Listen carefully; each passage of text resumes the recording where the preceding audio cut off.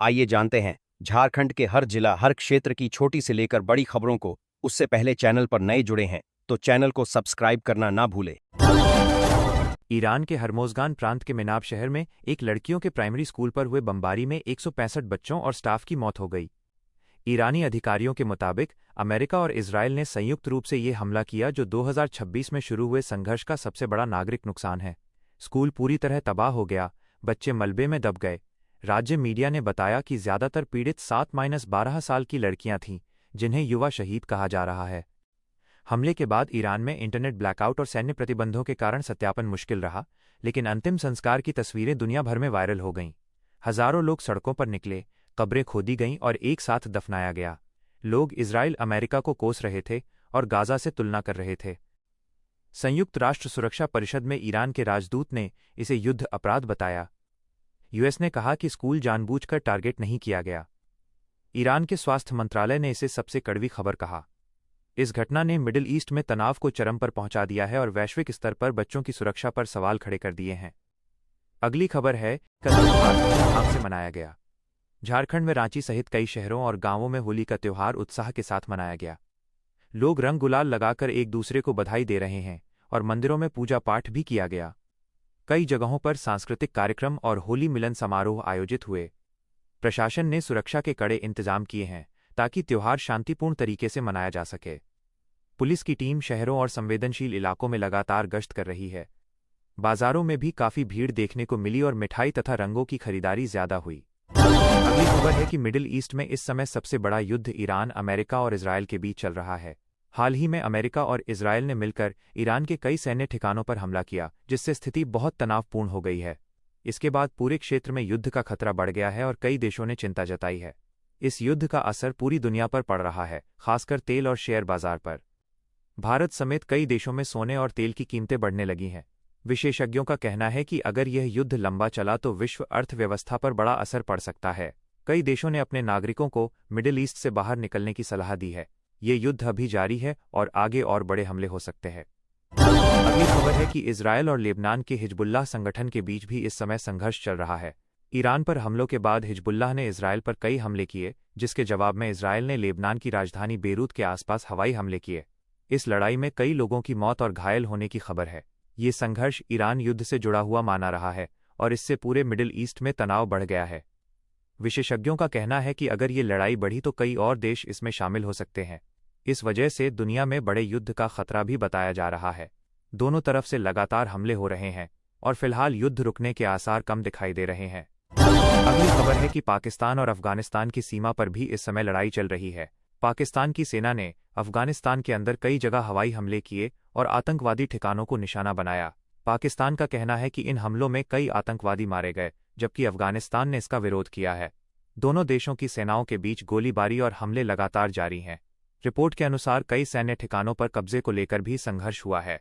सीमा के आसपास रहने वाले लोगों में डर का माहौल है। यह संघर्ष तेजी से बढ़ा है और कई विशेषज्ञ इसे छोटे युद्ध की तरह मान रहे हैं। अगर यह संघर्ष जारी रहा तो दक्षिण एशिया में अस्थिरता बढ़ सकती है। अगली खबर है कि रूस और यूक्रेन के बीच युद्ध अभी भी जारी है और कई इलाकों में हमले हो रहे हैं। हाल के दिनों में रूस ने ड्रोन और मिसाइल से कई हमले किए, जबकि यूक्रेन की सेना भी जवाबी कार्रवाई कर रही है।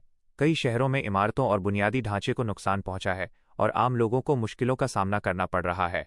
यूरोप के कई देश यूक्रेन की मदद कर रहे हैं, जिससे युद्ध लंबा चल रहा है। यह युद्ध दुनिया का सबसे लंबा चलने वाला बड़ा संघर्ष बन चुका है। विशेषज्ञों का कहना है कि जल्द शांति समझौता होने की संभावना कम दिखाई दे रही है। इस युद्ध का असर पूरी दुनिया की राजनीति और अर्थव्यवस्था पर पड़ रहा है। अगली खबर है कि आज संसद के बजट सत्र में महंगाई और बेरोजगारी का मुद्दा जोरदार तरीके से उठा। विपक्षी दलों ने सरकार से पेट्रोल डीजल की कीमतों और रोजमर्रा की वस्तुओं की बढ़ती कीमतों पर जवाब मांगा। सरकार ने कहा कि महंगाई नियंत्रित करने के लिए कई योजनाएं लागू की गई हैं और गरीबों को राहत देने के लिए मुफ्त राशन योजना जारी रखी गई है। वित्त मंत्री ने बताया कि आने वाले महीनों में रोजगार बढ़ाने के लिए नए उद्योगों को बढ़ावा दिया जाएगा। सदन में इस मुद्दे पर कई बार हंगामा भी हुआ और कार्यवाही कुछ समय के लिए स्थगित करनी पड़ी। सरकार और विपक्ष दोनों ने जनता के हित में काम करने की बात कही। विशेषज्ञों का कहना है कि महंगाई पर नियंत्रण सरकार के लिए बड़ी चुनौती बनी हुई है। आने वाले दिनों में इस विषय पर और विस्तृत चर्चा होने की संभावना है, जिससे आम जनता को कुछ राहत मिलने की उम्मीद है और आर्थिक हालात बेहतर बनाने की दिशा में कदम उठाए जाएंगे। अगली खबर है, देश में पेट्रोल और डीजल की कीमतों को लेकर आम लोगों में चिंता बनी हुई है। कई शहरों में ईंधन की कीमतें पहले से ज्यादा बनी हुई हैं, जिससे परिवहन खर्च बढ़ गया है। इसका असर सब्जियों और जरूरी सामान की कीमतों पर भी दिखाई दे रहा है। आम लोगों का कहना है कि ईंधन महंगा होने से घरेलू बजट पर बोझ बढ़ गया है। तेल कंपनियों का कहना है कि अंतर्राष्ट्रीय बाजार में कच्चे तेल की कीमतों के कारण दरों में बदलाव होता है। सरकार का कहना है कि जनता को राहत देने के लिए टैक्स कम करने जैसे विकल्पों पर विचार किया जा रहा है। विशेषज्ञों के अनुसार अगर अंतर्राष्ट्रीय बाजार में कीमतें कम होती हैं तो देश में भी राहत मिल सकती है।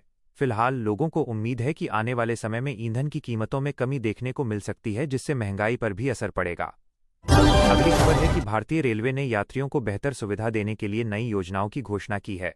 कई ट्रेनों में साफ सफाई व्यवस्था मजबूत करने और समय पर संचालन सुनिश्चित करने के निर्देश दिए गए हैं। रेलवे अधिकारियों ने बताया कि कुछ प्रमुख रूटों पर नई ट्रेनें शुरू करने की तैयारी चल रही है, जिससे यात्रियों को राहत मिलेगी। स्टेशनों पर पीने के पानी, बैठने की व्यवस्था और सुरक्षा को बेहतर बनाया जा रहा है। ऑनलाइन टिकट बुकिंग प्रणाली को भी अधिक आसान बनाने की योजना है, ताकि यात्रियों को परेशानी न हो। रेलवे का कहना है कि आने वाले महीनों में यात्रियों को और आधुनिक सुविधाएं उपलब्ध कराई जाएंगी। यात्रियों ने रेलवे के इस कदम का स्वागत किया है और उम्मीद जताई है कि सफर पहले से अधिक आरामदायक बनेगा। त्योहारों के मौसम में अतिरिक्त ट्रेनों की भी योजना बनाई जा रही है। अगली खबर है कि केंद्र सरकार किसानों की आय बढ़ाने के लिए नई योजनाओं पर काम कर रही है। कृषि मंत्रालय के अनुसार किसानों को आधुनिक खेती के तरीके सिखाने के लिए विशेष कार्यक्रम चलाए जाएंगे। किसानों को बेहतर बीज और उर्वरक उपलब्ध कराने की योजना भी बनाई जा रही है। सरकार का कहना है कि किसानों को उचित मूल्य दिलाने के लिए बाजार व्यवस्था को मजबूत किया जाएगा। कई राज्यों में सिंचाई परियोजनाओं पर तेजी से काम किया जा रहा है, जिससे खेती को फायदा मिलेगा। किसानों को कम ब्याज पर ऋण देने की योजना भी जारी है। विशेषज्ञों का मानना है कि अगर योजनाओं का सही तरीके से क्रियान्वयन हुआ तो किसानों की आमदनी बढ़ सकती है। किसान संगठनों ने सरकार से मांग की है कि योजनाओं का लाभ छोटे किसानों तक जरूर पहुंचे। आने वाले समय में कृषि क्षेत्र में सुधार की उम्मीद जताई जा रही है। अगली खबर है कि देश में शिक्षा क्षेत्र को आधुनिक बनाने के लिए डिजिटल पढ़ाई पर जोर दिया जा रहा है। कई स्कूलों और कॉलेजों में स्मार्ट क्लास और ऑनलाइन पढ़ाई की सुविधा शुरू की गई है। शिक्षा विभाग का कहना है कि ग्रामीण इलाकों में भी इंटरनेट और डिजिटल साधनों की व्यवस्था की जा रही है। छात्रों को ऑनलाइन पढ़ाई के लिए टैबलेट और डिजिटल सामग्री उपलब्ध कराने की योजना पर काम चल रहा है। शिक्षकों को भी नई तकनीक का प्रशिक्षण दिया जा रहा है, ताकि पढ़ाई आसान हो सके। छात्रों और अभिभावकों ने इस पहल का स्वागत किया है। विशेषज्ञों का कहना है कि डिजिटल शिक्षा से छात्रों को नई जानकारी आसानी से मिल सकेगी। आने वाले समय में शिक्षा प्रणाली को और आधुनिक बनाने की योजना है, जिससे देश के विद्यार्थियों को बेहतर अवसर मिल सकेंगे और पढ़ाई का स्तर पहले से अधिक मजबूत बनेगा।